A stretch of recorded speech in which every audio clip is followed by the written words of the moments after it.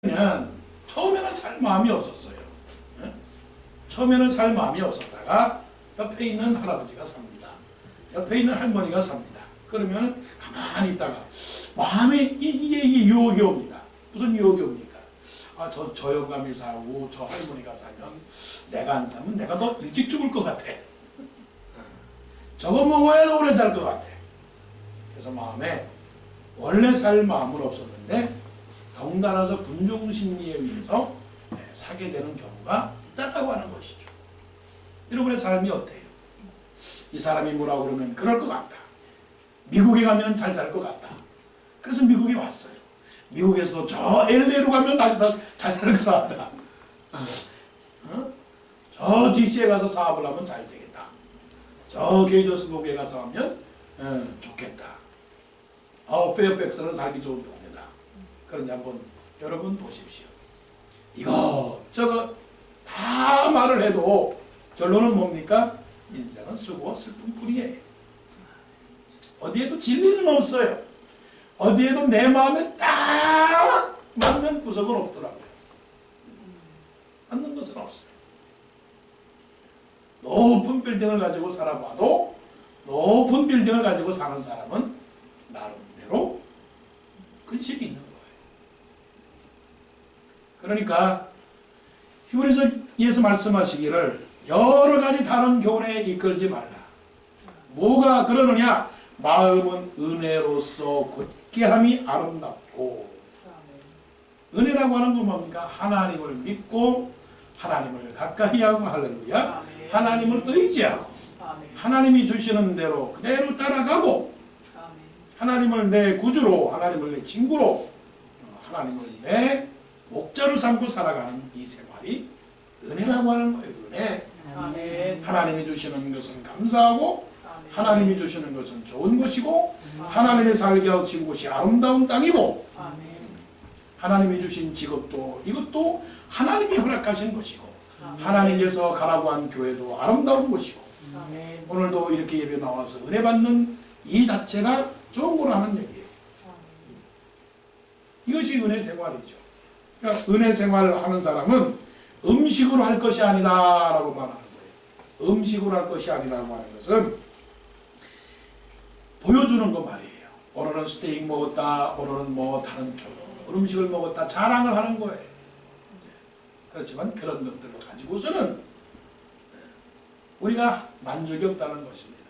그래서 로마서에서 사도 바울이 말씀하기를 하나님의 나라는 먹고 마시는 것이 아니오. 먹고 마신다라고 하는 것은 축복과 행복이라고 하는 것은 세상에서 맛있는 인류 요리를 가지고 그렇게 하는 것이 아니라, 잘 살고 못 살고 그런 차원에서 결정될 것이 아니라, 하나님의 나라는 먹고 마시는 것이 아니요 의와 희락과 평강이니라. 한국 TV나 미국 TV 보게 되면, 특히 한국 TV 보게 되면 요즘은 대세가 다 먹는 겁니다. 먹는 채널이에요. 그래서 훌륭한 요리사가 다 뜹니다. 그 프로를 보게 되면 야, 이거 맛있겠다, 이거 맛있겠다, 이거 맛있겠다. 근데 실질적으로 우리에게 정말 필요한 것이 있어요. 한국 사람이면 한국 사람이 잊을 수 없는, 꼭 먹어야 하는 것이 세 가지예요. 하나는 밥, 하나는 김치, 하나는 된장찌개. 요거 빼면 끝이에요. 거기에 더 추가해서 구태여 말씀을 댄다면 청국장.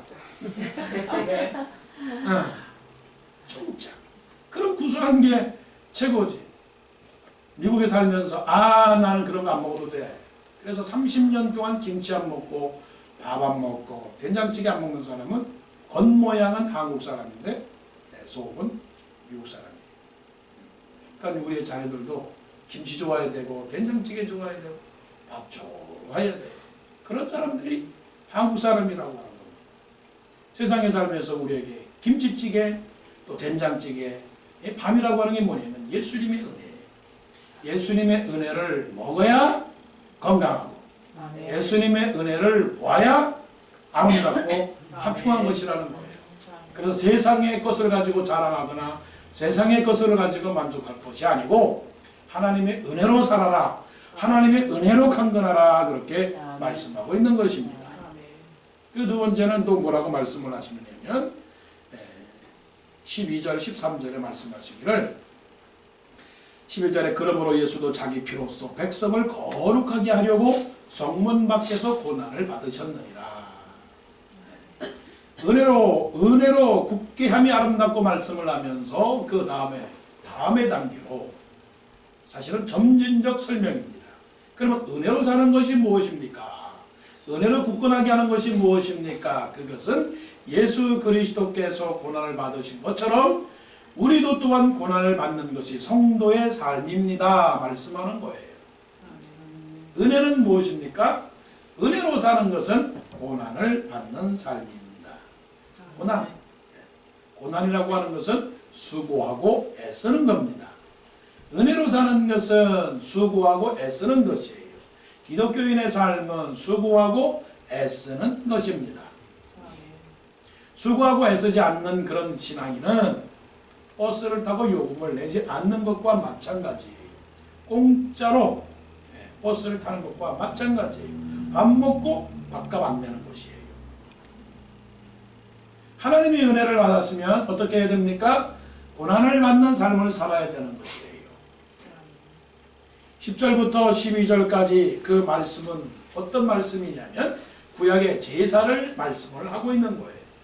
그 구약의 제사가 어떤 제사냐? 번제물을 말씀을 하는 겁니다. 그 번제는 다 태우는 그런 제사입니다. 자, 기름을 태우고 그 다음에 2개의 콩팥을 번제단구에서 태웁니다. 그리고 나머지 것들 몸통, 온 몸통과 그리고 머리와 다리와 이 모든 것은 모아가지고 어디 가서 태우느냐면 성막 제단 곁이 아니라 저 먼 곳에 성막 바깥편에서 그것을 다 태웁니다. 그러니까 성막에서 태우는 것이 아니고 저 바깥에 나가서 이 모든 제물을 태우는 겁니다. 그래서 말씀하시는 거예요. 10절 말씀을 읽어보면 이렇습니다. 우리에게 제단이 있는데 장막에서 섬기는 자들은 그 제단에서 먹을 권한이 없나니 라고 하는 것은 제단에서 먹을 것이 없다는 거예요. 왜 먹을 것이 없느냐? 다 태웠기 때문에 먹을 것이 없다는 거예요. 그것은 가만히 앉아서 그냥 공짜로 먹을 밥이 없다는 거예요. 왜 그러느냐? 11절 이는 죄를 위한 짐승의 피는 대제사장이 가지고 성소에 들어가고 그 제단에 뿌리고 그 육체는 영문 밖에서 불사름이라. 영문 밖에서. 그러므로 예수도 자기 피로서 백성을 거룩하게 하려고 성문 밖에서 고난을 받으셨느니라. 그렇게 말씀을 한 거예요. 고난을 받으셨느니라. 하나님의 사람은 고난을 받는 것이 기본입니다. 기본. 이건 필수예요. 셀렉티브 코र्스가 아니에요. 리콰이어먼트 코र्스예요. 은혜를 받아서 예수를 믿었다는 것은 예수를 위해서 뭔가를 해야 되는 것이에요. 그 뭔가를 해야 된다는 것은 자기의 기쁨을 위해서 뭔가를 하는 것이 아니고 하나님의 영광, 하나님의 기쁨, 하나님의 나라, 하나님의 의를 위해서 살아가야 된다는 것이에요. 그럼 마음속에서 여러분들은 이 성령으로 마음판에 새겨야 돼요. 오늘의 각오, 오늘 일주일의 계획, 한 달의 목표, 1년의 목적, 그리고 내 인생의 모든 삶에 그 뜻이 있어야 되는 거예요. 그 뜻은 너희는 먹든지 마시든지 무엇을 하든지 하나님의 영광을 위하여 하라. 그 하나님의 영광이라고 하는 것은 보세요. 자, 구리 그릇이 있는데 그 그릇이 빛나게 하려면 어떻게 해야 됩니까? 열심히 닦아내야 되잖아요. 열심히 닦아내야 되죠. 지프로 닦아내든지 약으로 닦아내든지 헝겊으로 열심히 닦는다는 거죠. 그것을 일이라고 하는 거예요. 하나님께서 아브라함을 부르셨습니다. 공짜로 아브라함아 내가 너에게 복을 주겠다. 공짜로 주셨습니까? 물론 아들 이삭을 은혜로 하나님께서 아들 이삭을 주셨지만 하나님께서 아브라함에게 고난을 주신 거예요. 그 고난이라고 하는 것은 75세에 아들을 주시겠다고 약속을 하셨지만 25년이 지나서야 드디어 아들을 받았다고 하는 시간적 고난이 있고 아들을 나에게 바치라고 하는 고난이 있어요. 보세요. 아브라함과 모세와 그리고 다윗과 그리고 사도 바울을 보세요. 다니엘을 보세요. 신앙의 어떠한 인물도 하나님을 향해서 고난이 없는 삶을 살아가는 사람은 아무도 없는 것입니다. 가만히 있어서는 하나님의 영광을 드러내지 못하는 거예요. 하나님의 기쁨을 드러내지 못하는 거예요. 오늘도 예배를 드리러 왔는데 여러분 그냥 왔습니까? 예배를 드리러 그냥 왔느냐고 최소한 눈꺼풀은 떼고 왔잖아요. 그리고 최소한 얼굴에 화장은 하고 왔잖아요. 누구를 위해서? 하나님께 잘 보이려고. 물론 서로 뭐 예쁘게 보이려고 하고 했지만 그래도 하나님 앞에 그냥 나오는 것이 예의가 아니라고 하는 것을 여러분이 아시기 때문에 그래도 거울 앞에서 멋쟁이들은 한 10분 동안 계속 머리를 만졌을 거예요. 이렇게. 그 눈도 깜짝깜짝 한번 해보고 입도 좀 빡빡 한번 해보고 빗질도 한 번 더 해보고 저야 뭐 그냥 무릎 쫙 들어가서 이렇게 했지만 이게 다 뭐예요? 그리스도를 위해서 잘 보이게 하기 위해서 하나님의 기쁨이 되기 위해서 우리가 노력을 하는 거예요. 그러니까 지난 그 주일날 그냥 얼떨결에 마늘을 심었잖아요. 마늘을 그래도 심었어요. 예. 마늘을 심고 나니까 턱 생각이 난 것은 올 겨울이 기대가 되는 거예요. 또 내년 봄에도 기대가 돼요. 뭐가 기대가 되느냐? 마늘은 잘 자랄까? 내년 봄에는 마늘 좀 뚝 잘라가지고 버물버물 해가지고 백종원처럼 버물버물 해가지고 맛있죠? 그럴 수 있을까 말이에요. 기대감 있지 않습니까? 근데 아무것도 안 했으면 올 겨울은 재미없었을 거예요. 따라해보세요. 올 겨울은 따뜻할 거예요. 시작. 올 겨울은 따뜻할 거예요. 기대도 좋다고 봐요. 시작. 기대도 좋다고 봐요. 좋잖아요. 저 땅에 그래도 뭐 마늘을 심었으니까 뭔가는 자라날 거다라고 하는 기대가 있는 것입니다. 그러니까 하나님은 우리가 무엇을 심기를 원하는 것입니다. 하나님은 우리가 무엇을 심든지 그대로 거두라라고 말씀을 하세요. 하나님의 일을 하는 사람은 자기가 수고한 대로 그런 기대감이 있는 겁니다. 그런데 그 고난이라고 하는 것이 무엇이냐면 13절에 그런즉 우리도 그의 치욕을 짊어지고 영문 밖으로 그에게 나아가자. 지금 제가 말씀을 드리는 것은 아주 가벼운 고난이에요. 가벼운 조금 성가심이에요. 아 교회 가야 되는데 교회 가려면 또 옷도 좀 예쁜 거 입어야 되는데 교회 가려면 시간도 내야 되는데 그거는 괜찮은 겁니다. 왜냐하면 자기도 유익이 되니까. 다른 사람들이 볼 때 옷 잘 참 예쁘신데요. 오늘 참 아름다우신데요. 주를 위해서 고난도 했지만 그러나 사실은 영광은 자기가 받는 거야. 그 정도를 고난이라고 말하지 않아. 그 정도를 가지고서. 진정한 고난은 13절입니다. 그런즉 우리도 그의 치욕을 짊어지고. 치욕이라고 하는 건 뭐예요? 욕먹는 겁니다. 욕도 그냥 지나가면서 너 나쁜 사람이야. 한번 그냥 지나가는 욕은 그냥 잊어버리고 마니까 괜찮아. 그런데 매일 날마다 달마다 내가 어떤 걸 당하는 거예요? 모욕을 당하는 거예요. 괴로움을 당하는 거예요. 이 예수님이 지신 십자가가 바로 그런 겁니다. 그 모욕도 누구에게 당하느냐? 먼 사람들은 모욕을 당하지 않아요.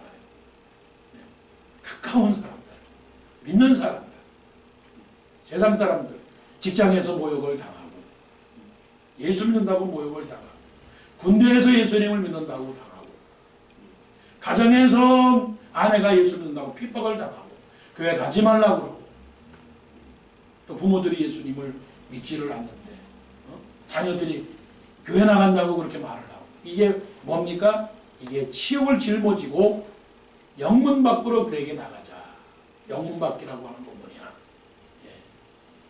이곳에서 어디로 나가는 거예요? 바깥으로 나가는 거예요. 바깥으로.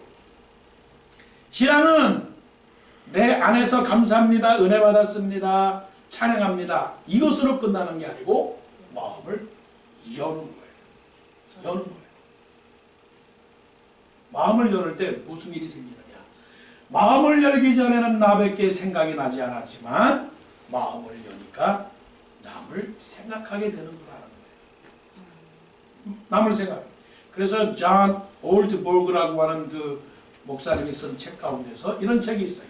한국말로 말하면 물 위를 걷기를 원한다면 당신은 보트에서 나가야 된다라고 하는 거예요. If you want to walk on water, you've got to get out of the boat. 물 위를 걷기를 바라는 거예요. 무엇입니까? 내 삶의 변화와 내 삶의 기적과 내 삶의 놀라운 일, 내 삶의 성공과 내 삶의 축복과 내 삶의 명예와 내 삶의 풍요를 원하거든. 그런데 뭐예요? 바깥으로 나가지 않는 거예요. 내 안에서만 머무르는 거예요. 그런데 고난이라고 하는 건 어떤 게 고난이냐? 바깥으로 나아가는 것입니다. 내 안에서 바깥으로 나가는 거예요. 그래서 신앙의 원리라고 하는 게 그겁니다. 오직 성령이 너에게 임하시면 너희가 권능을 받고 예루살렘과 사마리아와 예루살렘과 온 유대와 사마리아와 땅 끝까지 이게 고난을 받는 삶입니다. 가만히 있으면 고난 받을 필요가 없어요. 교회 예배로 왔다가 아멘, 은혜, 감사, 축도 끝나고서 그냥 아무것도 안 하고 그냥 집에 가면 은혜는 받지만 고난은 없어요. 누가 욕하진 않아요. 가만히 있으면 뭐 피아노를 잘 치든지 못 치든지 뭐 신경 쓰지 욕 먹을 필요 없어요. 설교를 잘하든지 못하든지 그렇게 판단받을 필요가 없어요. 앞에 나가서 일을 하니까 어떻게 고난을 받는 것입니다. 봉사를 하니까 고난을 받는 거예요. 봉사를 하니까. 그러니까 날 벗어나야 돼요. 나의 그 영역을 벗어나야 돼요.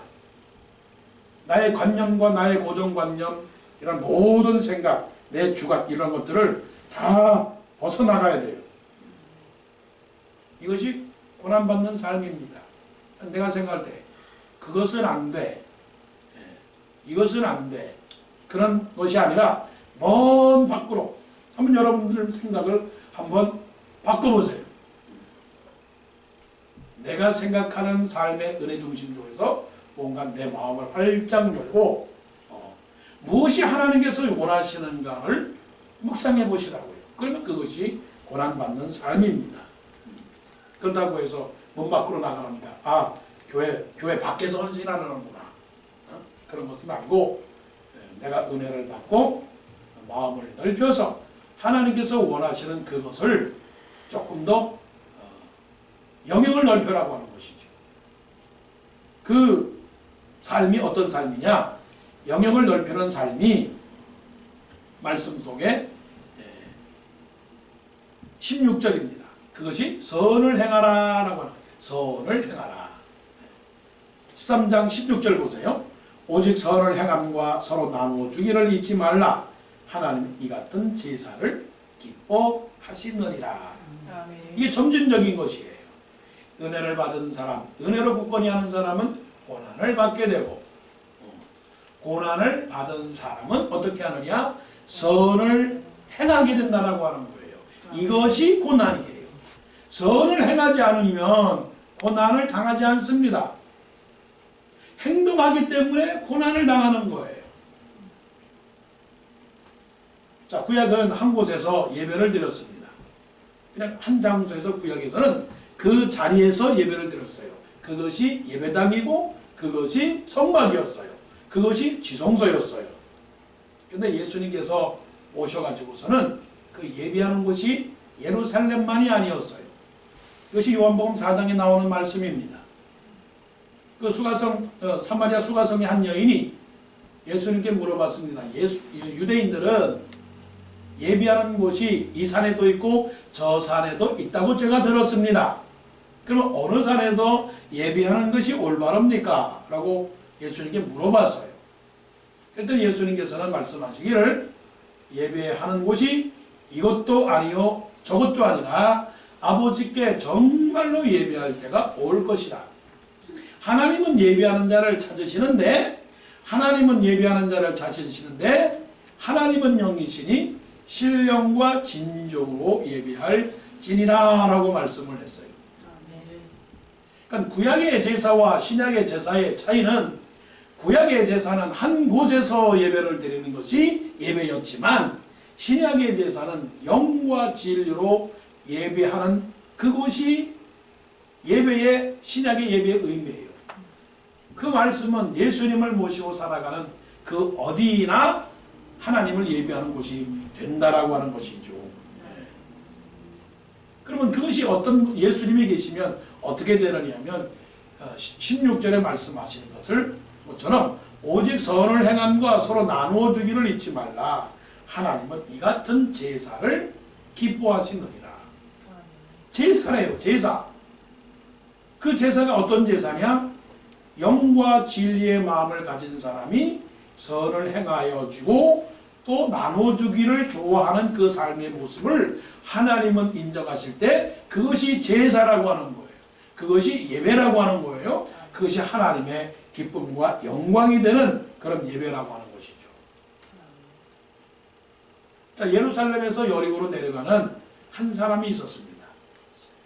그 한 사람이 길을 가다가 강도를 만났어요. 있는 것도 다 빼앗겼습니다. 매를 엄청 맞아서 거의 죽게 되었어요. 가만 놔뒀다가는 그냥 죽게 되는 것이에요. 근데 그곳을 지나가는 사람이 누구였느냐? 레위인이 지나갔습니다. 레위인이 누구냐면 구약에 제사를 드리는 그 사람들이에요. 지파들이에요. 레위 지파의 사람들이 이 모든 구약의 예배를 감당하는 사람들이에요. 제사장이 지나갔어요. 제사장은 누굽니까? 레위인 중에서도 특별히 제사의 의무를 감당하는 사람이에요. 그러니까 구약에 예수님께서 이 말씀을 하실 때는 구약의 한 곳에 머물러서 예배만 드리는 그런 구약 시대의 율법적 신앙인들에 대한 교훈이겠지요. 그런데 예수님께서 한 사람을 더 말씀을 합니다. 레위인도 지나가고 제사장도 지나가는데 그들이 그냥 보고 지나가더라. 그냥 보고 지나가더라. 죽어가는 사람을 보고 그냥 지나가더라. 죽어가는 사람을 보고 그냥 지나가면 그것이 믿음입니까? 믿음이 아닙니까? 예, 제사를 드렸습니다. 그런데 그 제사가 하나님을 위한 것이라고 제사를 드렸는데 실질적으로 삶에 있어서 죽어가는 사람을 봤는데 그 죽어가는 사람을 보고 그냥 지나갔다면 그것은 제사가 아니죠. 제사를 드리는 사람이라 할지라도 그 삶은 제사의 삶이 아니라고 하는 거예요. 근데 어떤 사람이 지나갔느냐? 사마리아 사람이 지나가더라. 사마리아 사람은 유대인들이 정말로 사람 같지 않게 보았던 사마리아 사람이에요. 사마리아 사람은 정통 유대인들이 아니에요.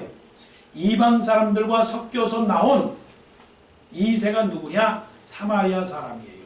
그러니까 정통적으로 유대인들이 아니에요. 유대인 같지만 유대인이 아닌 다른 민족들과 피가 섞인 사람들을 가리켜서 사마리아인이라고 얘기했어요.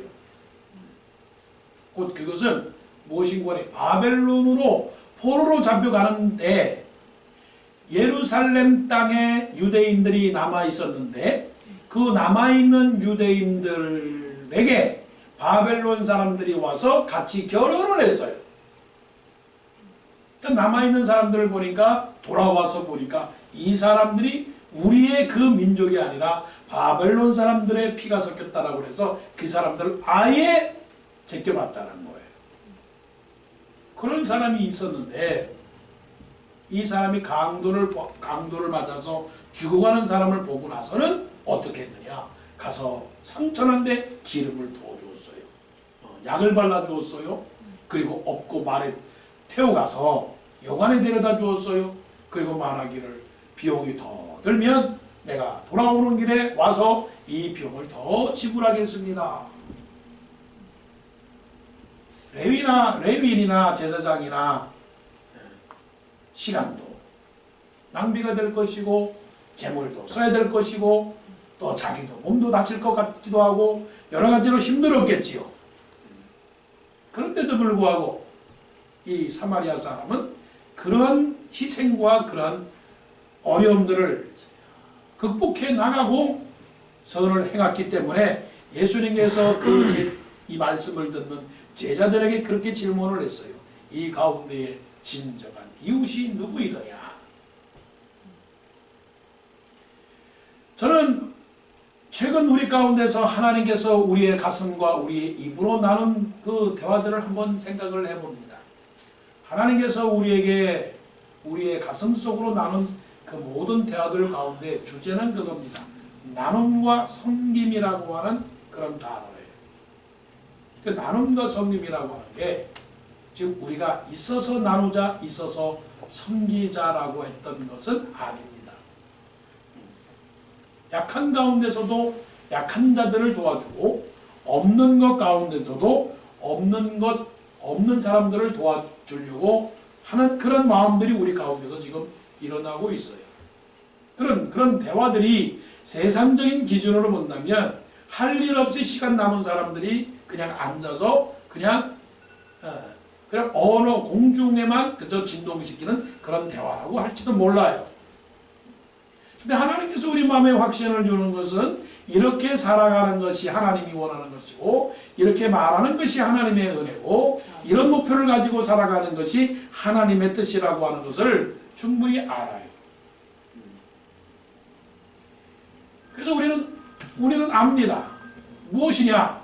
서로 약한 가운데 서로 도와주고 우리가 은혜를 받았으니 은혜를 베풀어 주는 것이 하나님이 원하시는 뜻이라고 하는 것을 알아요. 그래서 우리는 무엇이 하나님께서 원하시는 제사이고 예배느냐면 도와주는 것이 예배예요.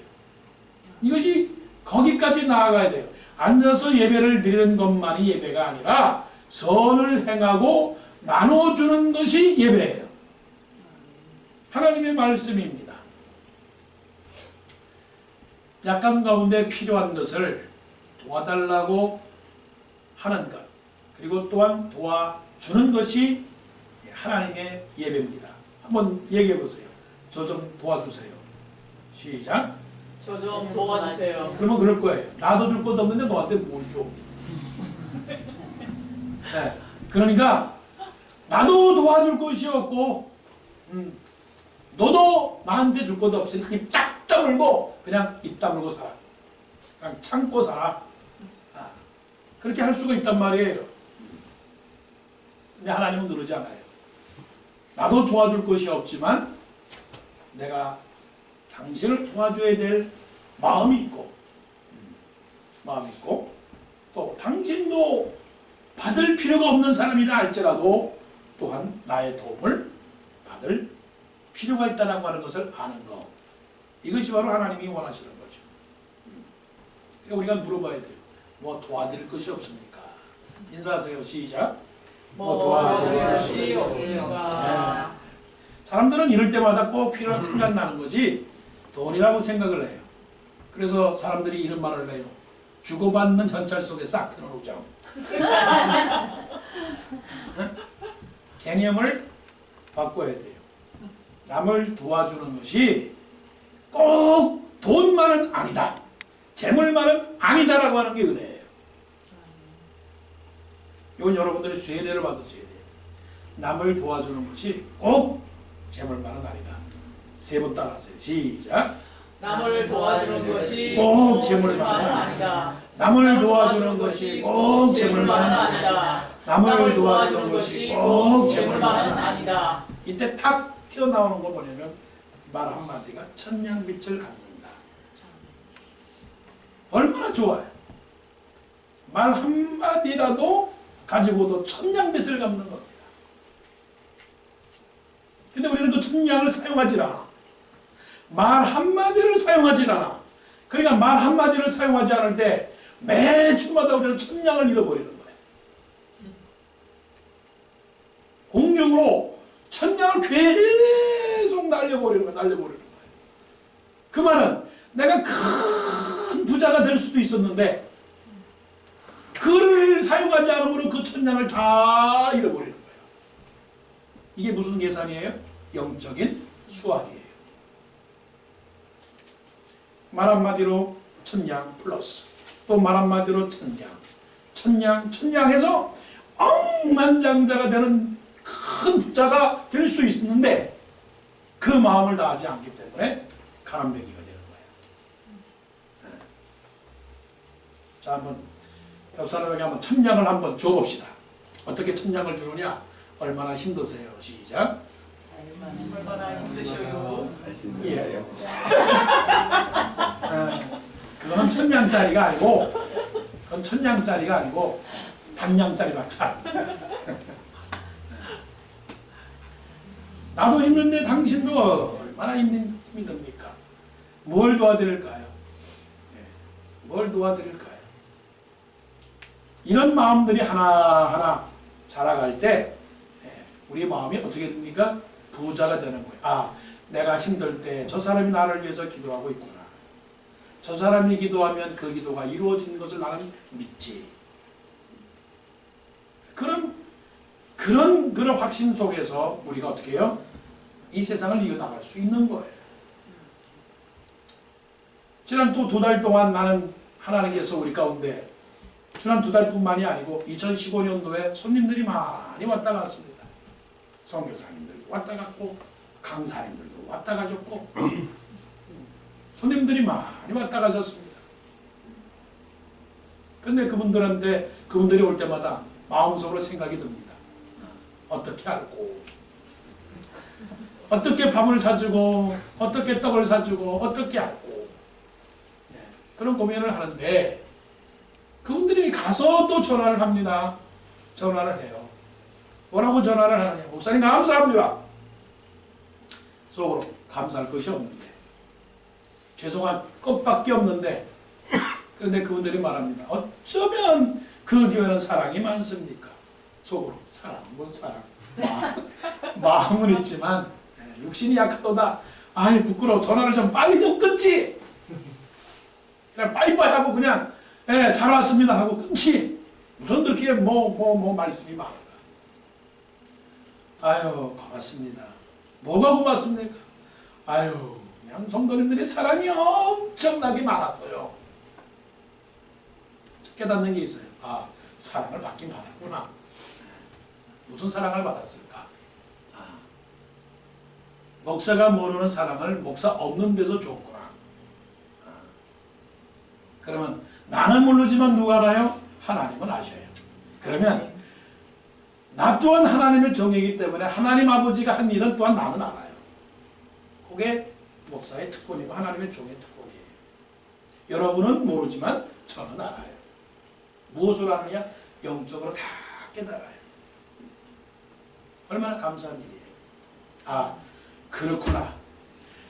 없는 가운데서도 약한 가운데서도 이 마음이 풍성하니까 작은 것에 큰 감사를 하는구나. 이게 우리 교회가 가져야 될 것이구나. 감동을 먹은 게 뭐냐면 청국장을 갖고 왔대. 친구 식사 다 있는데. 감사하지 않아요? 감사하죠.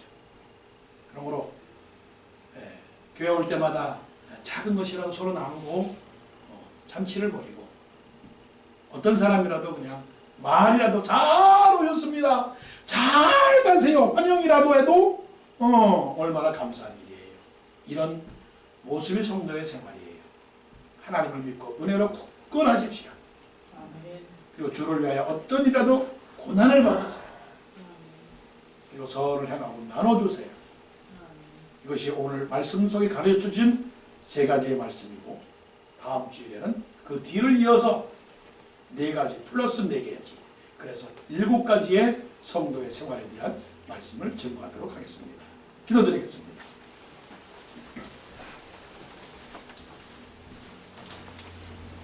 은혜를 받았으면 그렇게 삽니다. 있기 때문에 풍성한 것이 아니고 받았기 때문에 풍성한 것입니다.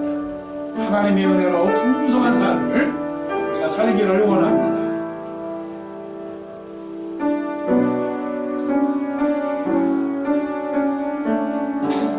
하나님 아버지 감사합니다. 우리의 모습 속에서도 하나님은 역사하십니다.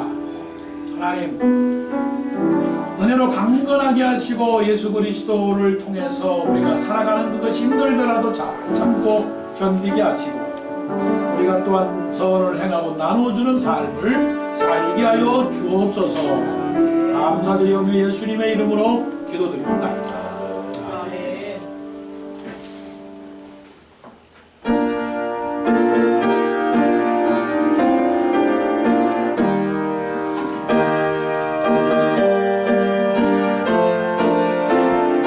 내 몸을 아끼고 사랑하듯 형제와 이웃을 사랑하라.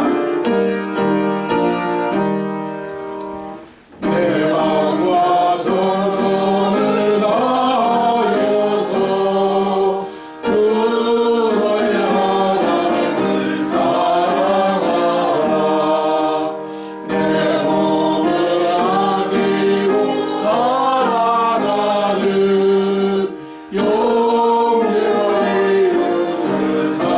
사랑하라.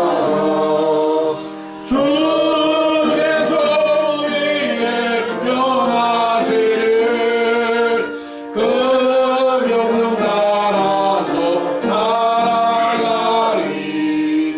널 미워해 치는 원수라도 언제나 너 그렇게 사랑하라.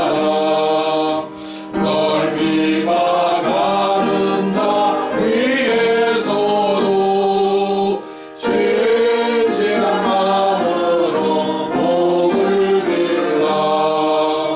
주께서 우리에게 명하시는 그 명령 따라서 살아가리.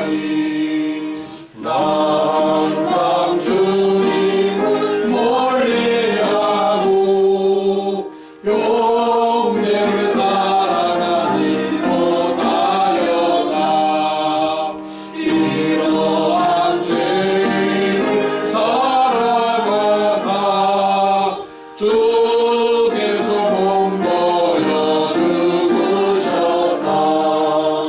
속죄의 큰 사랑 받으리고 내 생명 남아줘 충성하리. 아멘.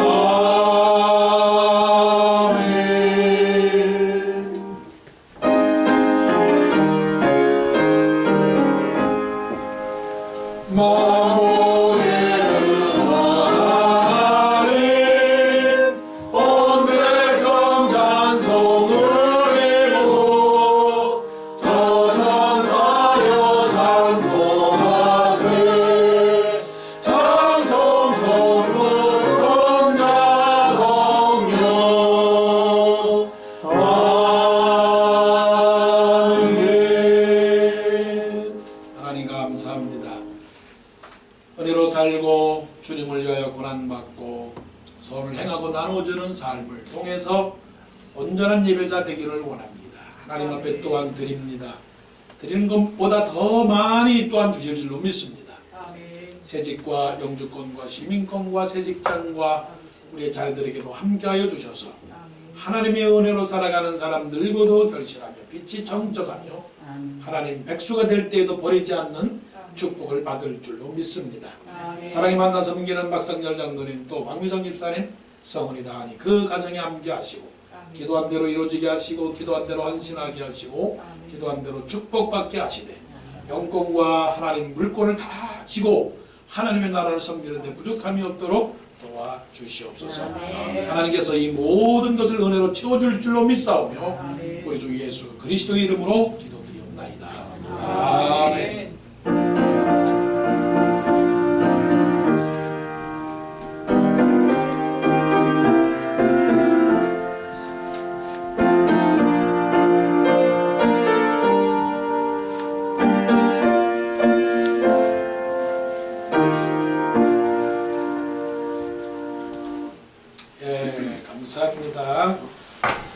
오늘도 귀한 예배 드리게 하심을 감사를 드립니다.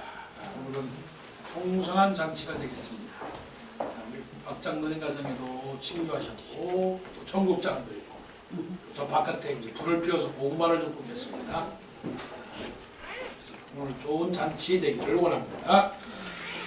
여러분의 모든 수고가 다 하나님 앞에 상달될 줄로 믿습니다. 11월 18일 날은 서봉 목사님 말씀 전하시겠습니다. 감사합니다. 예배 후에 당회가 있겠습니다. 자, 다 같이 일어나셔서 316장 찬송한 다음에 서봉 목사님 교회와 가정과 직장을 위해서 축복 기도해 주시고 축도까지 해 주시겠습니다.